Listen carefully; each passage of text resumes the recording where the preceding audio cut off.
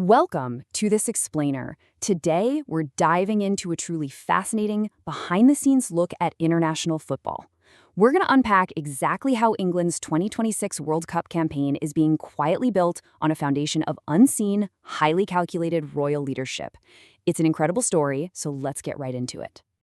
Okay, picture this. It's May of 2026, just weeks before England's squad flies out to North America to kick off their World Cup prep. Prince William makes a private, closed-door visit to St. George's Park. And look, he didn't just waltz in to snap a few PR photos with the star players.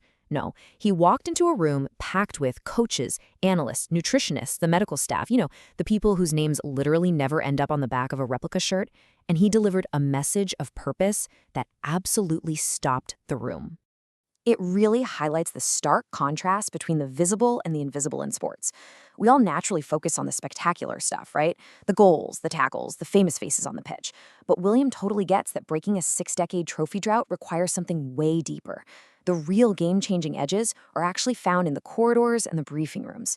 They're built by this massive, invisible infrastructure. Section 1. The Unseen Foundation. Listen closely to the exact phrasing he used when speaking to these unsung staff members. He said, "Not everyone gets to see all the hard work you put in, from the foundations you built, so thank you." That is not just some guy checking off a royal appearance calendar. It's a whole philosophy.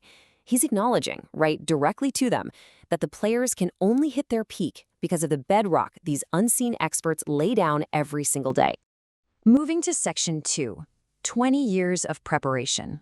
Because you have to realize, this involvement didn't just magically appear overnight. Way back in 2006, as a 23-year-old newly appointed president of the FA, he attended his first World Cup in Germany.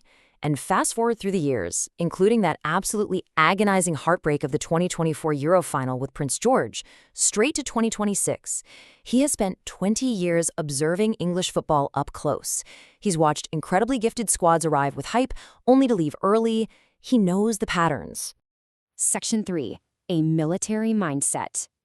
Now, his deep understanding of extreme pressure and team dynamics, it doesn't actually come from watching football.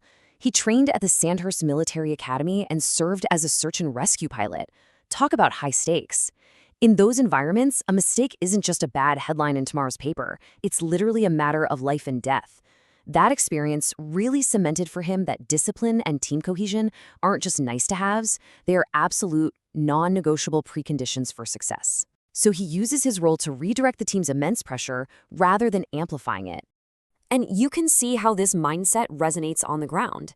When William publicly endorsed head coach Thomas Tuchel, Tuchel actually came out and said the endorsement made him very proud.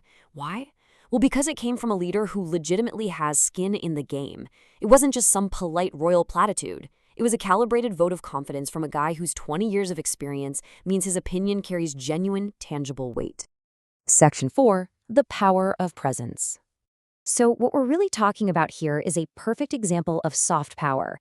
In this context, it's the steadying psychological influence that comes from having deep historical and institutional backing. When the England squad travels, they carry this totally unique connection to the monarchy that no other football nation can really replicate. For a young player, having the future king walking the halls of their training camp, it reminds them they aren't alone.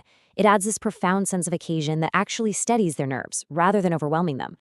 And wow, do they ever need that steadying influence? Think about the sheer psychological weight these young athletes are carrying. 60. That is 60 agonizing years of a nation waiting for a World Cup trophy. Every single time they step onto that pitch, that entire history is standing right there with them. And that historical weight is compounded by this massive number, 60 million. That is the intense, unrelenting scrutiny of 60 million people watching their every single move, praying that this is finally the year. The mental burden is just staggering. That is exactly why Williams' planned attendance at the Panama Group match in North America is so vital. Make no mistake, this isn't some casual tourist trip. It is a highly visible, totally deliberate signal to the squad, and honestly, to the rest of the watching world, that the future king believes in what they are building. It's public reinforcement of that soft power, right when the stakes are at their absolute highest. Section 5. A Generational Legacy. Now, by experiencing the intense heartache of the Euro 2024 loss to Spain right alongside his eldest son, Prince George, William was doing so much more than just being a football fan. He's actively passing the torch. He's teaching the next generation what it actually means to care authentically about the things the nation cares about. He's showing them that loving a team means accepting that sometimes they're going to break your heart. He's passing on these crucial core tenets. He knows technical skill alone simply isn't enough to win a tournament. The actual gap between a near miss and a trophy, it's almost entirely psychological. Pushing a team across that final, brutal finish line requires deep-seated cultural belief, especially when the pressure is maxed out and the margins for error are razor thin. Ultimately, quietly supporting those unseen staff members back in Staffordshire proves that his involvement totally transcends mere pageantry. He went straight to the people who never, ever get the credit, and he told them that their work was the very foundation that everything else rested on. That is not a royal visit. That right there, that is leadership. So, I want to leave you with this provocative thought to chew on. Does this invisible foundation of royal support genuinely change the outcome on the pitch, or is it purely a symbolic role?